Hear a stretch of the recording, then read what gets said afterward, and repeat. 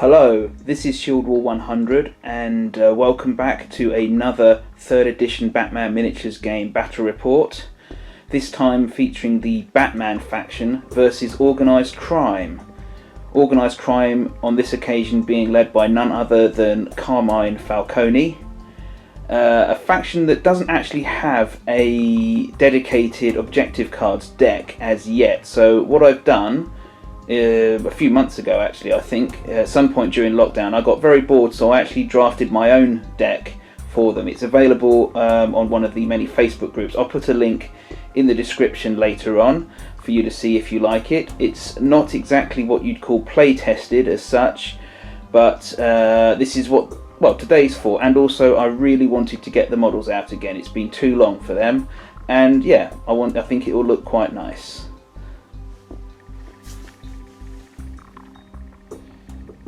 Moving on to crew selection, as you can see, for the Batman crew, I am taking the titular Batman himself. This is the model from Back to Gotham, a model whose special rules are slightly different to the others, but I think they can really work well in this faction. As a free agent, I'm taking Barbara Gordon as Batgirl. I think that she's a really good model for her points cost, and she's very mobile. I've supplemented her somewhat by taking the Batman Incorporated war gear on her. Gives her a tiny boost of speed, but also more importantly some extra armour as well to really round her out and make her solid. Continuing on, we've got Damian Wayne as Robin. I really think he's a strong pick for a henchman because he's mobile and he hits very hard.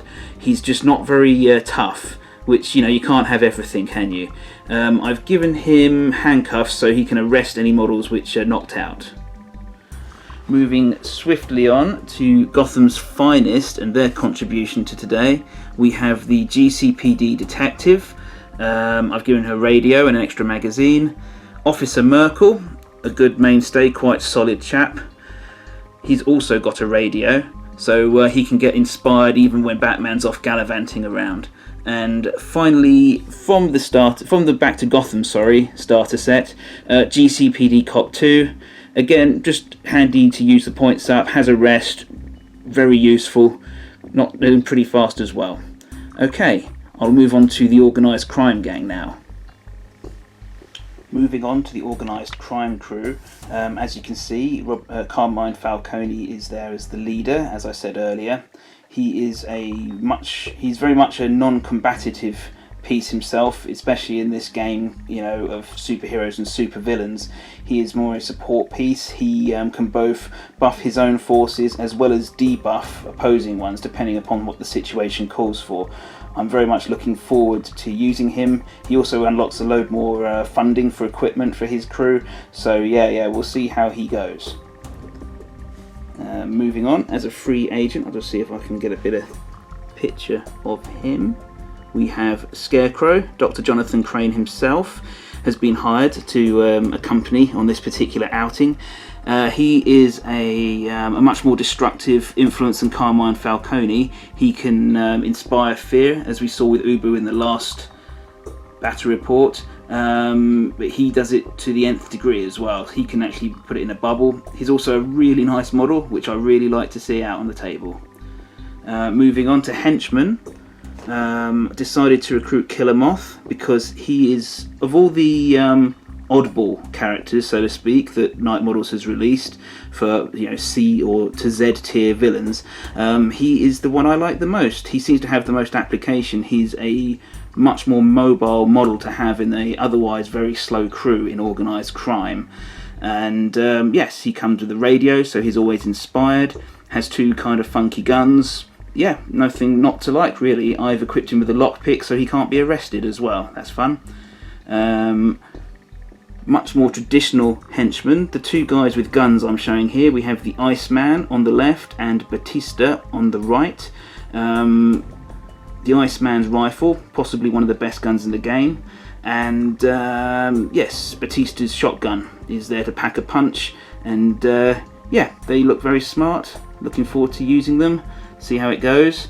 Moving across, I'll just cover all these guys at the same time. A collection of nasty mooks and mobsters, vicious types, not as useful to use as a, they haven't got as good stats, as a police officer would in this game, but they'll do what they're paid for, I'm sure.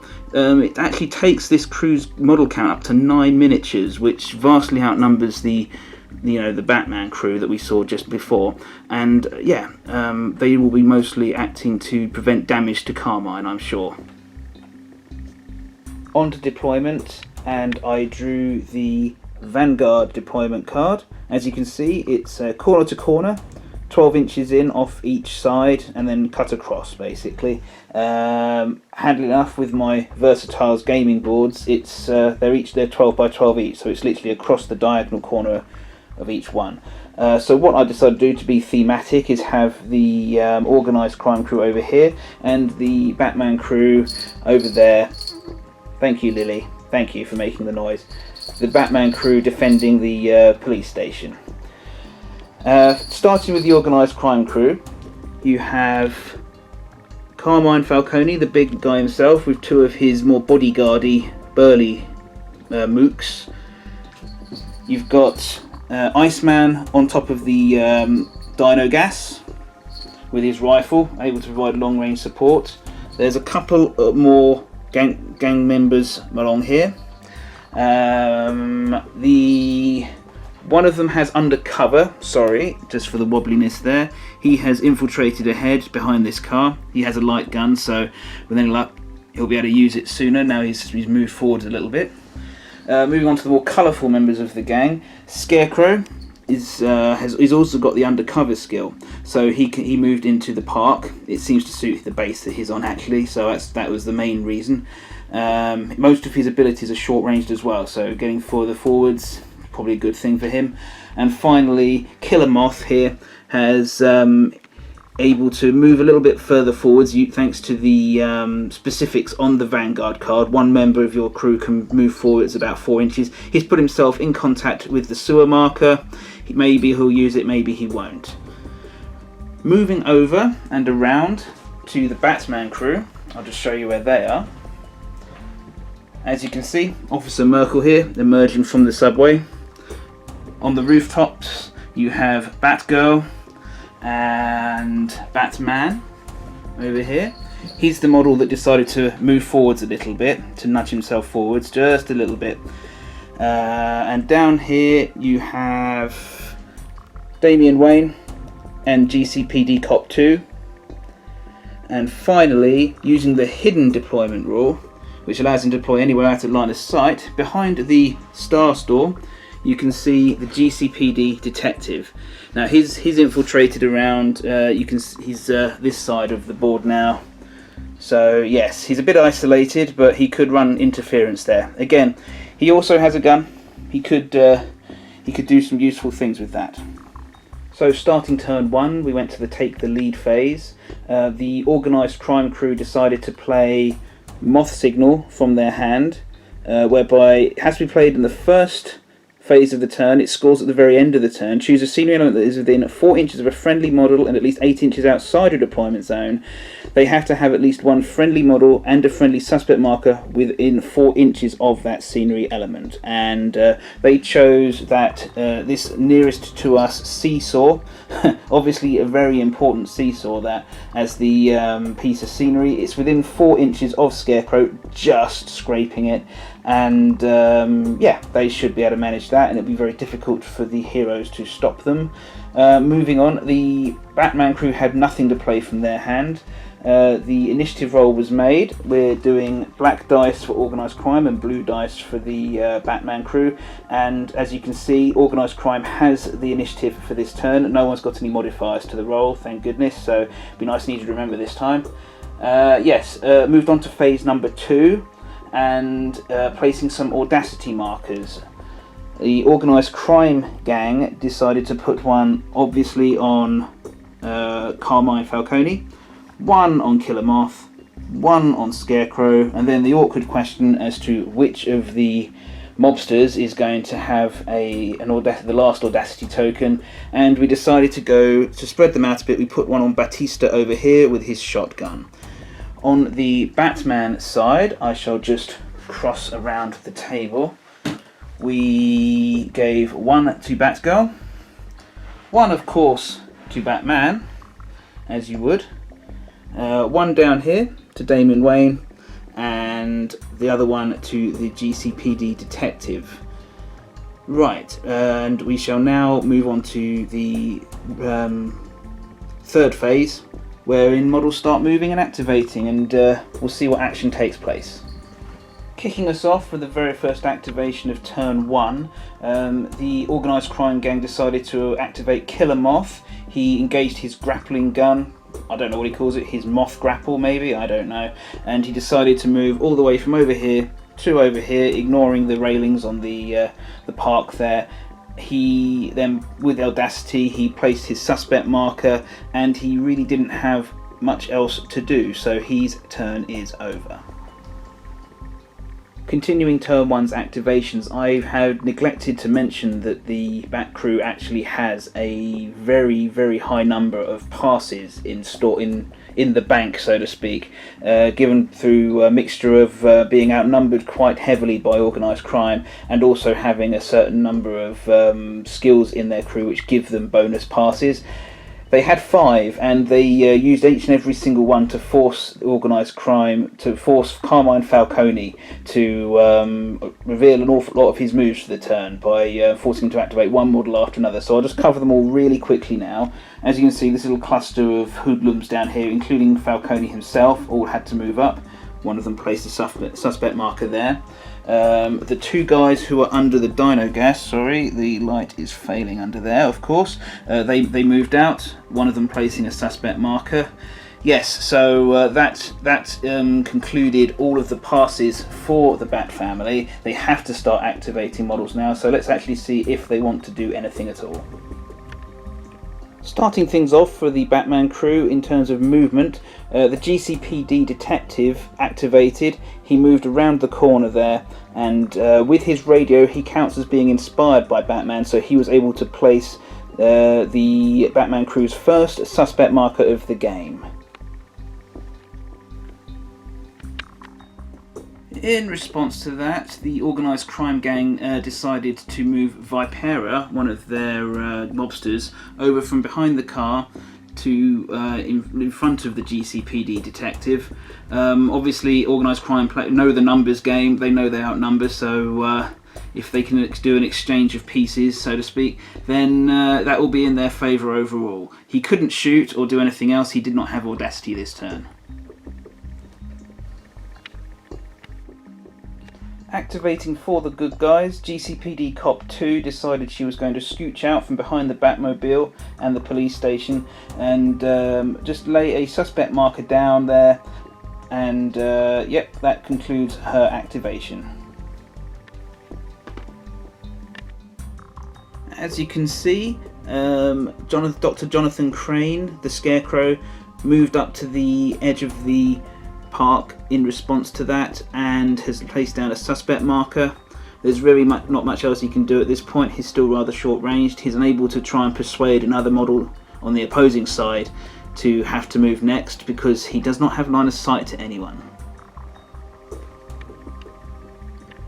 Carrying on the turn, the Batman crew activated Officer Merkel, who was lurking inside the subway entrance just there a minute ago.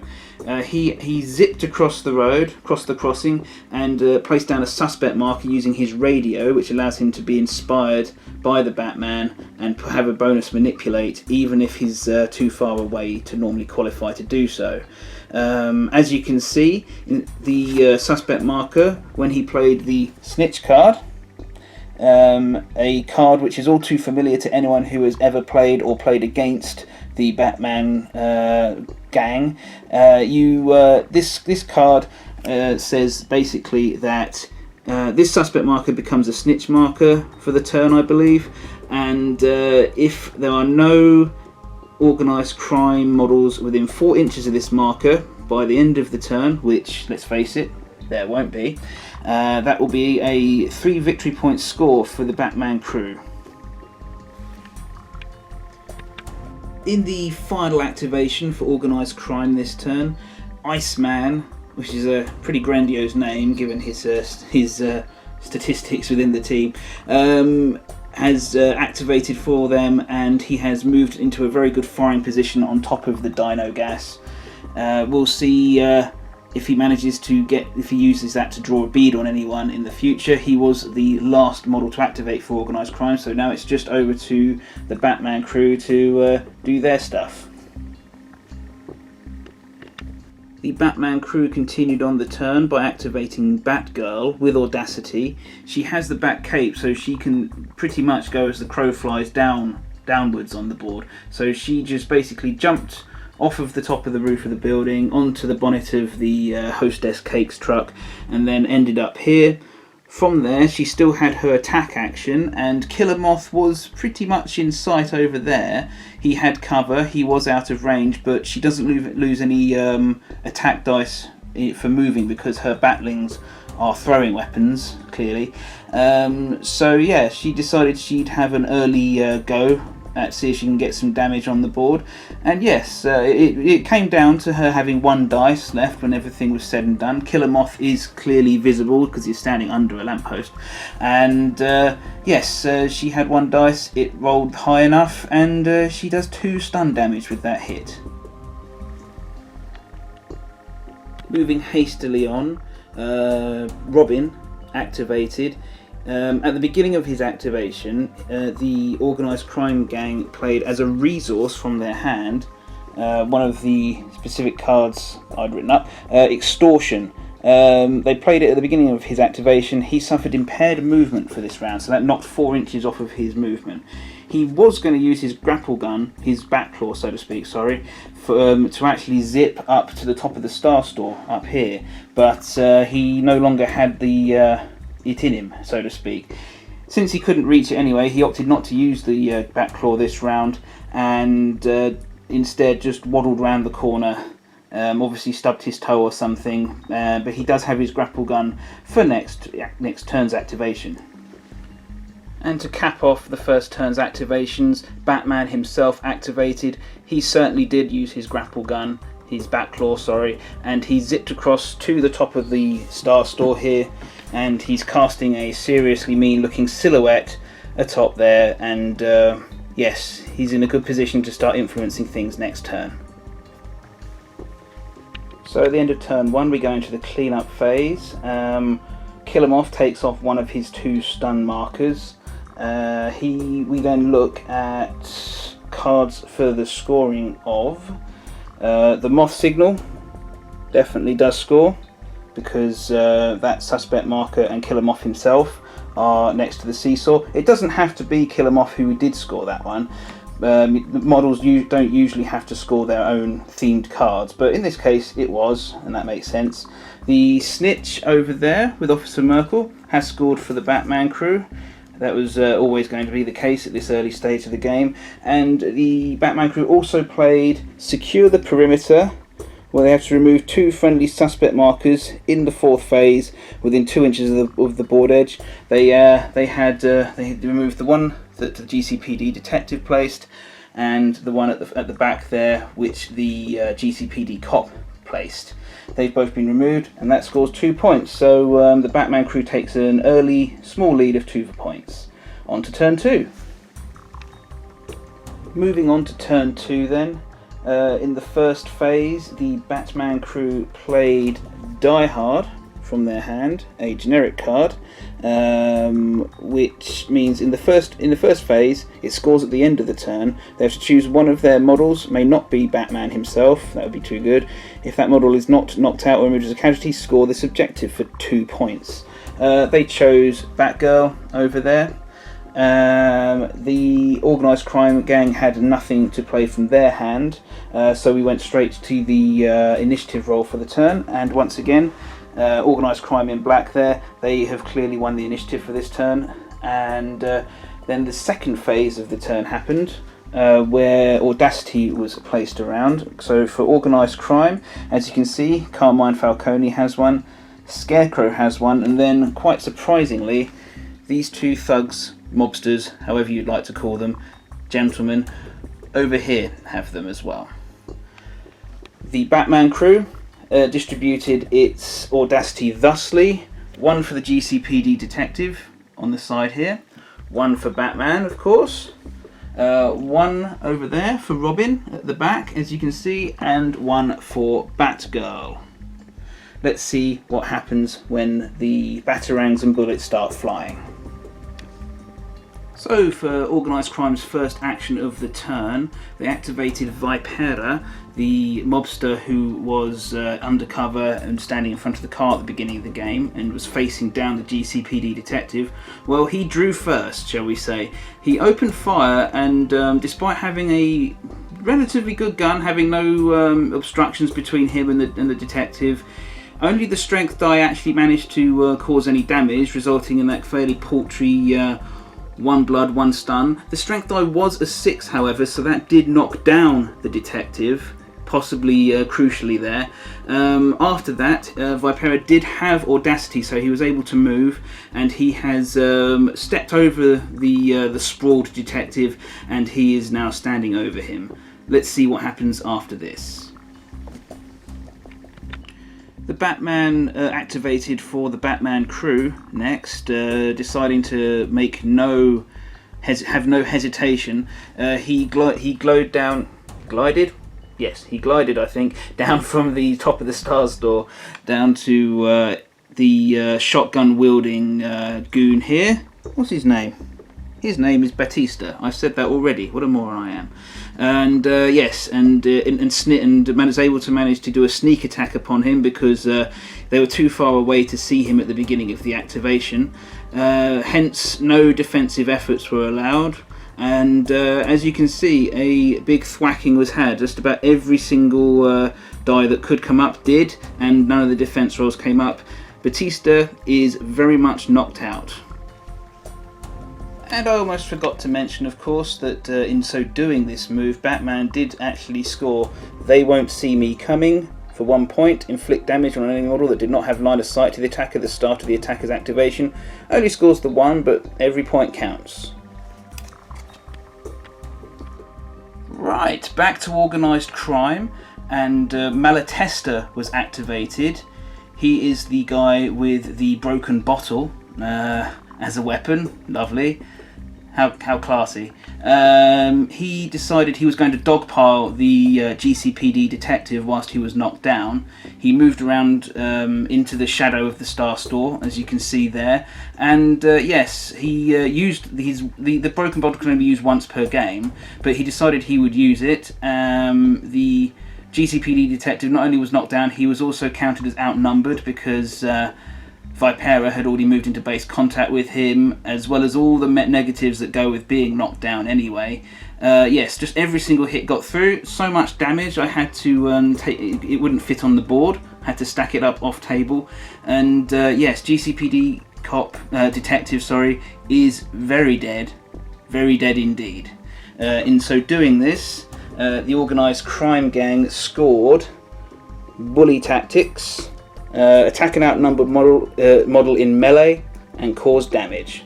2 victory points, nice and simple and straightforward, but brutally effective. We'll see. The Batman crew responded with Robin activating. He had audacity. He used that to first of all place a suspect marker down here at the edge of the board, and then he just moved normally up the road. He is a little bit too far away from either lamppost to be counted as in line of sight, as in like within the range of a light source. So he is still in darkness, which will obviously help him a lot. Right, let's see where this goes. Okay, things starting to hot up a little bit more now. Scarecrow activated for Organised Crime. He strode out of the park through the opened gate, so not suffering the impaired movement for crossing the fence. He then decided he was going to unleash his fear toxin, which he can particularly do as master of fear. Instead of targeting one model, he can unleash it across a bigger, a 4-inch radius. So this would actually catch both Batgirl and Officer Merkel there. He efforted twice. I'll just show you there. Yeah. So once each time for each model, so that they had to roll 2 dice for their willpower rolls rather than 3 dice and pick the 2 they liked the most. And yes, first of all, Batgirl rolled 2 dice and equalled her willpower score, so she suffered no ill effects from the fear toxin. Officer Merkel, however, rolled a mighty number 10, and unfortunately that was 5 higher than his willpower, which meant that not only did he suffer the scared result, he gets slow 4 and terror 2, which means next time he activates he'll lose 2 actions off of his turn, which basically means he's a write-off for this turn.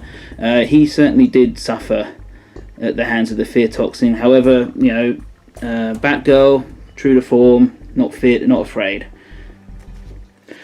After that, Scarecrow then decided to place a suspect marker. You can just see it peeking out from under his base there.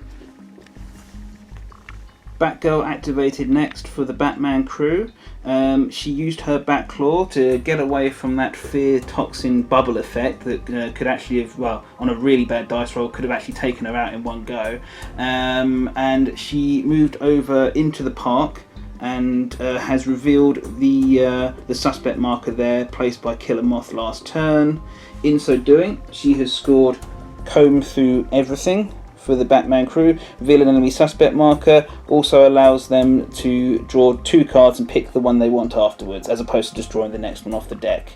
That concludes her turn. She cannot do an attack because she's used her manipulate action, and that concludes her turn, her activation rather. Organised Crime are up now, and they activated Carmine Falcone himself. He ungracefully, shall we say, hopped over the fence. Probably hasn't had to do that for a few years, but he's moved within 8 inches of Batgirl and then proceeded to use his special trait Taunt against her. He did effort, as you can see there, to reduce the number of dice rolls she got for the willpower roll she had to make, the opposed willpower roll she had to make, more to the point, which she then failed, which has the effect of, until the end of this round, she is at -2 defense, which is quite the big drop down from 5 to 3. After that, he has nothing else to do. He didn't fancy placing a suspect marker, so that will be that for him. Not a tremendous lot left for the Batman crew to do. They activated GCPD Cop 2 over here. She was just far enough away from this suspect marker played by Robin earlier in the turn to place a suspect marker of her own. She doesn't have audacity, so she cannot do anything else. She's the only one on the team who, well, the only henchman on the team, shall we say, who doesn't have a radio or such. So she won't be doing anything else this turn. Right, moving back to Organised Crime, Iceman activated. He doesn't have audacity, but he didn't really need it. He was moved into a decent position last turn. He, like I said, he activated. He actually shot at Batgirl down in the park. He has a clean, uninterrupted line of sight. She is standing next to a lamppost. And yes, I didn't realise, I suppose I should have guessed since she's only 59 points, but she doesn't have the acrobat skill, so she couldn't use any efforts to reduce the number of incoming dice, and unfortunately for her, with her reduced defense, she was rather marmalised by that barrage of fire. The strength die didn't do it because she was wearing bat armour, would have needed a 6 on that, but nonetheless the other 3 shots, all needing 3s to hit now, really did do her in, unfortunately. Yes, more damage than she could possibly hope to take. That's a pretty good combination, with Carmine Falcone taunting her into dropping her guard, and then Iceman over here picking her off. That after she'd revealed her position or something, I guess thematically. Yes, that removes Batgirl from the equation. It will also prevent Die Hard from scoring. This card placed at the beginning. Batgirl was chosen to be the one who survived, and yes, she didn't. Must not forget that Batgirl doesn't have acrobat, and therefore can't dodge bullets very well. a very, very, very brief activation for the Batman crew, who are rapidly running out of models. Yes, it's Officer Merkel, who is scared and terrified and also slow. All he can do this turn, he doesn't have audacity. He, although counting as inspired from Batman, because he's got Terror 2 on him there, he loses both of his activations, so all his action will be spent cowering before the might of Scarecrow. Okay, and to conclude the turn's activations, it was only Organised Crime left who had any to do. These two henchmen for Carmine Falcone followed their boss into the park to carry on providing him with some much needed meat shieldery. Finally, Killer Moth activated from over here. He didn't have audacity. He moved over to the edge of the park, but using his radio, he could become inspired and get that manipulate. I'll just get a better angle, sorry. And he put down a suspect marker for Organised Crime just on the other side of the fence there. By doing so, he was able, if I may, to score respectable business for the Organised Crime crew. Have two suspect markers within 4 inches of an enemy suspect marker. By doing so, he may reveal the enemy suspect marker for free. So basically, it not only does it score the two, it also picks up the suspect marker that was left there by the law forces. Okay, I do believe that concludes the turn's activations for turn 2. Let's go to the cleanup phase. Right, the cleanup phase in turn 4 has now just been concluded. A smattering of stun damage removed from all models. I rolled for Batista, the poor guy who Batman just clobbered at the very beginning of the activations of this turn. He rolled a double 6 and shrewdly chose to remain unconscious whilst the Batman stood over him. Let's see, did anything else happen? Oh yes, of course. The Batman crew played Secure the Perimeter again from their hand. Again, played in this phase only. They had two friendly suspect markers all the way at the back there from earlier in the turn. They score this for 2 points. Despite the fact that they're still scoring points, they are looking a little bit light on models. It's 4 models in the Batman crew, plays 8 in Organised Crime, but we'll see how that we'll see if that takes any impact in turn 3. And it's not just rubbish models that the Bat crew have lost either. On to the third turn. In the take the lead phase, there were no cards played from either side's hand, so we just moved straight to the initiative roll. And as you can see down here, the Batman in blue, he managed to roll a 3 to the Organised Crimes 2, so for the first time this game, Batman has the initiative. Is it too little too late? Who knows? But they're still scoring points, so we'll see what happens. But in the second phase, the raise the plan phase, the audacity counters were doled out. It was very easy for the Batman crew. There's 4 models, so 1 up by the cop, 1 on Robin, 1 on Merkel, and 1 on Batman. There are no other models in their crew. A lot more difficult for the Organised Crime crew. The easy part, of course, was Carmine Falcone getting one. They decided to go with the 2 colourful extras, Scarecrow and Killer Moth, and finally, right round the side, Vipera has got one as well. Okay, so on to activations. Well, kicking off with the Batman crew's turn, it seemed expedient to start with Officer Merkel, seeing as how he's facing down with someone who could rapidly take away all his actions anyway, if not do much, much worse. He has a riot gun, and he was not afraid to use it. He opened fire on Scarecrow with his riot gun, and he did 6 stun damage to Scarecrow, which would normally be enough just to leave the pumpkin encrusted one with 1 point of willpower left. However, having efforted so much last turn pumping out the fear gas, that was sufficient to knock the Scarecrow out. Yes, Officer Merkel has audacity. He can still move and do a special action, which is what he shall do. He is going to move over there and there's his special action to arrest Scarecrow, which removes the guy from the board as a casualty. In so doing, he scores from the Batman crew's hand, get them off the streets, nice and simple, arrest a model. They've certainly just done that. So that's 3 points for them, and that's a measure of revenge for Batgirl last turn.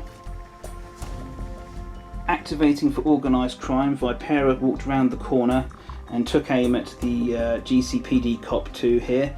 He fired the last rounds from his silenced gun and managed to score 1 hit after the modifier for moving and shooting was applied.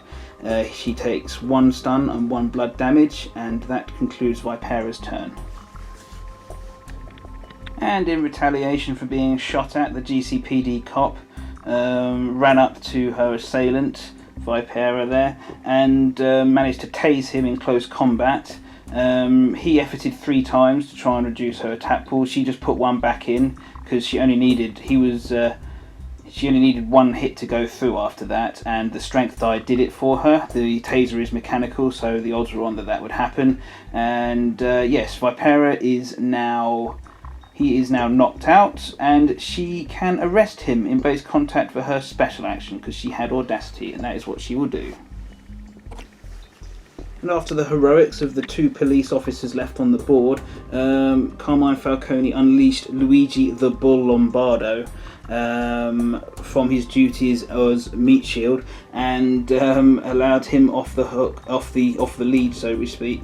And yes, he has strode across the park. He's heading for Officer Merkel, and that concludes the Organised Crime's activation for this part. Next up, the Batman activated. He used his Batclaw to zip all the way from over here into the park. He didn't waste any time in getting at Carmine Falcone, and as soon as the bodyguard started to thin out a little bit, as he was further than 8 inches, as he was too far away to be seen at the beginning of his activation, it counts as a sneak attack, so no efforts were allowed to be used by the defenders. And yes, however, the bodyguard there certainly did his job. He is allowed to step up without using effort himself in this particular configuration of the crew, and he duly did get knocked out by the Batman, which then scored for Batman dirty job. Sorry, just hold that steady there. For 1, make an enemy model KO or casualty. Certainly did that, so that scores. Oddly enough, for the Organised Crime crew though, that then scored mob loyalty. Yes, which is it's an instant. Your boss model is the initial target of an attack, but another model receives the damage. I put that in, so it was almost tailor-made for this crew, and I thought it was quite thematic, so in it went. And so yes, that scored 2 points. So actually, funnily enough, that activation is actually a net gain for Organised Crime, although I'm sure this bodyguard doesn't think so at all. Let's see what happens next. Carmine Falcone, shrewdly realising that he was running out of minions to throw in Batman's way, decided to activate next. He taunted Batman in much the same way he did Barbara Gordon last turn. Unfortunately for him, Batman was not such an easy mark and resisted the taunt there. And yes, Carmine then decided to run away, bravely retreat. Over to where the bull has just gone. I'm not sure how good a taunt can possibly be if you do it whilst you're running away from someone you're trying to infuriate, but yeah, it didn't work. It was a fair shot though, so let's see what happens next. The Batman crew then passed, which meant the Organised Crime crew went on then to activate next again, which resulted in Malatesta without audacity, so not able to do an awful lot. He ran round the corner of the Star Store into base contact with the GCPD Cop. He'll be in it, even without audacity. That means if he activates early enough next turn, maybe he'll be able to attack her and do some damage. The Batman crew passed again, leaving Killer Moth now to activate for the Organised Crime. That he moved across the... No, he actually stood and shot with his solid shots for because he actually has solid shot in his in one of his pistols as opposed to the cocoon ammo he has in the other. At Merkel here, he got due to the cover, he only scored 2 hits, not the maximum 3 he could have done. There's 2 blood, 2 stun on the officer there. He then had audacity, so he moved across and into base contact with Officer Merkel. That will deny Merkel from being able to use his riot gun straight away next turn, and maybe it has some other purpose as well. Well, Robin had to activate this time, and he didn't waste his action either.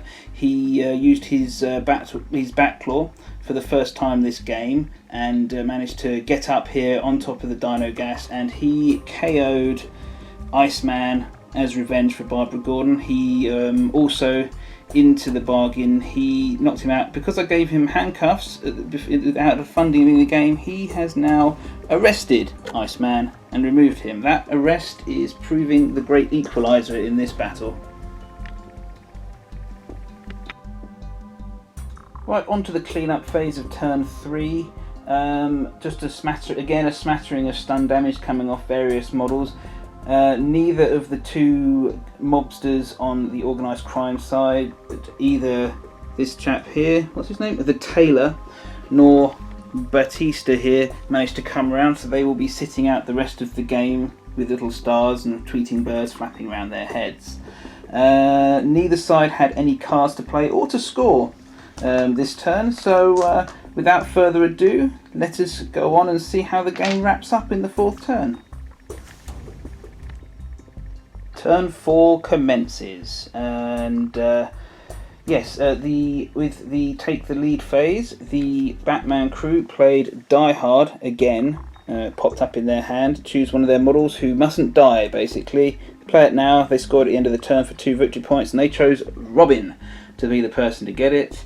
And he now just has to hope he doesn't suffer much like Barbara did, and doesn't get killed.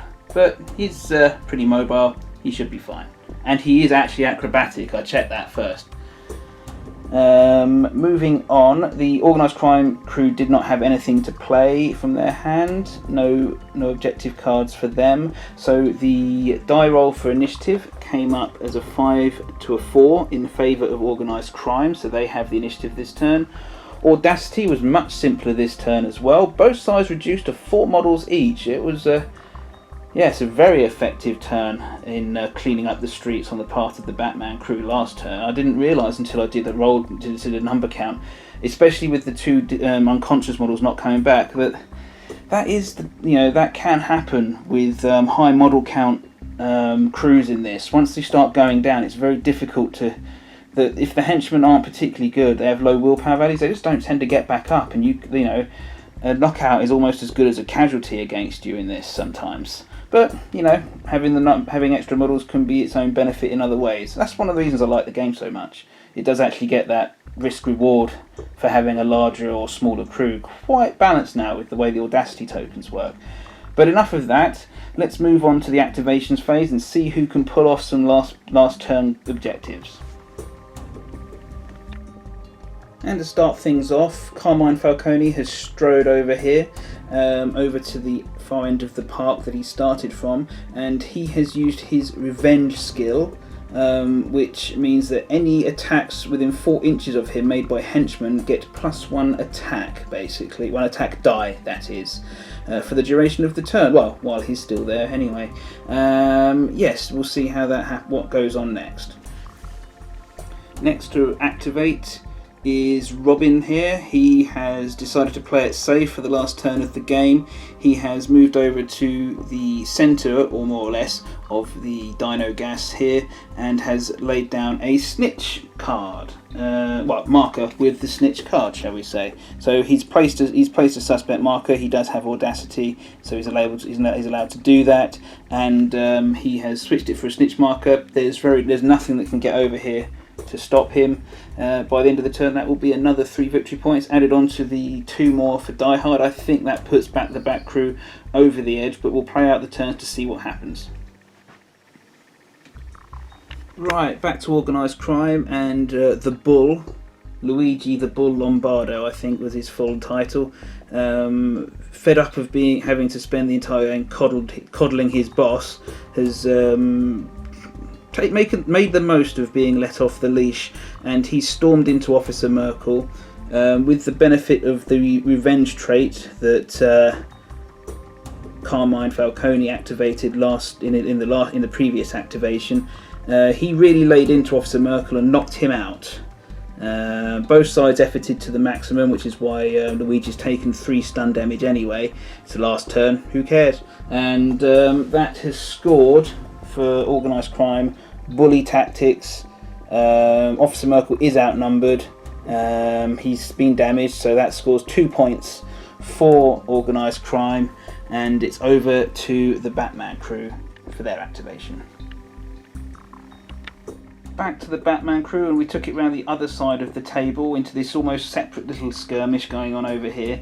The GCPD Cop 2, after tasing and handcuffing his associate, she attacked with audacity Malatesta there. They both efforted as much as they possibly could, which is why they've both got 3 stun there, and unfortunately she failed to do any damage at all after all was said and done. So after that, she decided that discretion was the better part of valour and just made her way over here as quickly as she could go. And carrying on over this side of the board, Malatesta activated and he chased down the GCPD cop. I didn't realise he was a little bit faster than her actually, but so nonetheless her retreat was for naught. He attacked, he was just using his brass knuckles in the end, but that was sufficient. The strength roll managed to get her. She couldn't block that. They both efforted to the maximum before, so she was down to her last point of willpower, which meant that she is now knocked out and unconscious.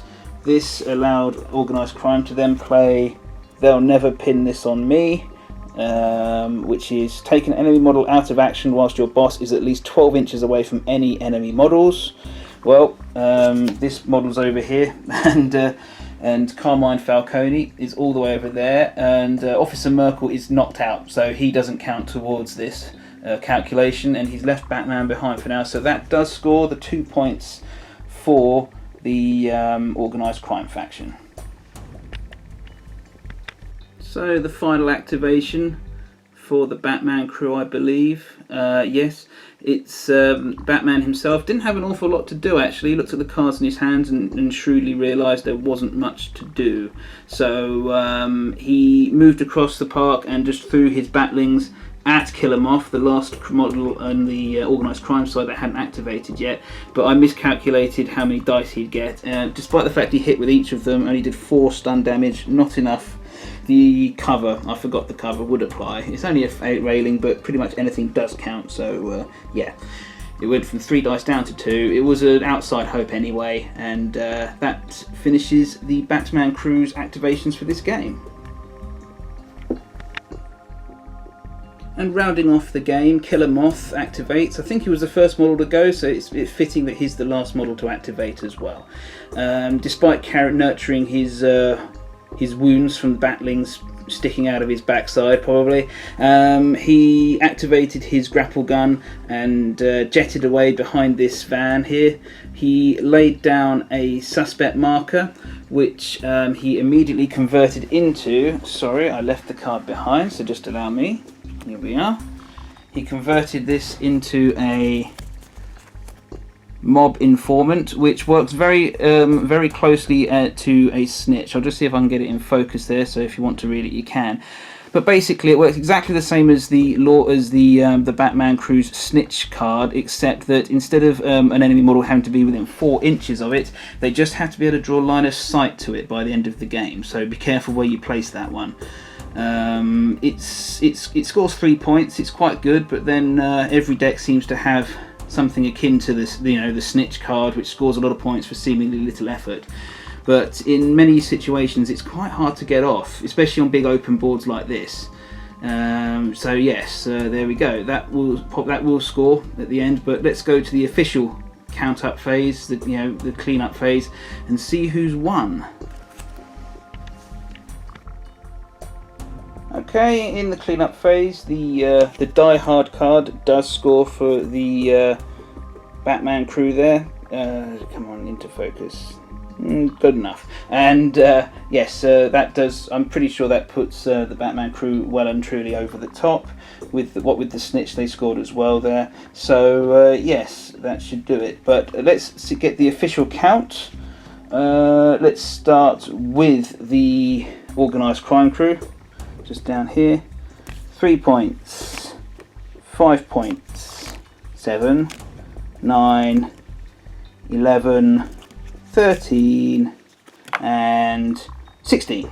Okay, not too bad. I've won with lower scores, not many, but I have. Versus 3, 5, 6, 7, 8, 10. 13, 14, 17, 19 points. That was closer than I thought, actually. I do know that wasn't a particularly good day for the law deck as well. There's a lot more arrest cards in there than came out, and there's plenty of arresting going on. Not to mention the missing snitch card too. But you know, you don't always get them all, and that's why I like the card system. So yes, the Batman forces certainly won this encounter. It was starting to go quite bad for them in terms of models on the board, but that didn't really translate into cards scoring for Organised Crime. I was kind of frustrated a little bit, but hey, it's only my fault. I wrote the damn things after all. I think it's too early to make any changes to them in terms of play testing. I like to make sure that you've had a few rounds. Like I said, this wasn't a particularly good go with the law deck either. So it would definitely need a few more plays of the Organised Crime one to really get a feel for whether there's anything missing from what they need to do. Like I said, there'll be a link to the Facebook group which has the my version of the Organised Crime deck, which I will happily get rid of as soon as Night Models publishes their own. I'm not trying to usurp anything, and this is merely for my own fun in order for me to be able to use the models I've already got. And it certainly succeeded in that regard, so that was fun. I hope you enjoyed this game report, and yeah, I hope to see you again soon. I will be doing more, as always, ever more gaming good, lockdown bad.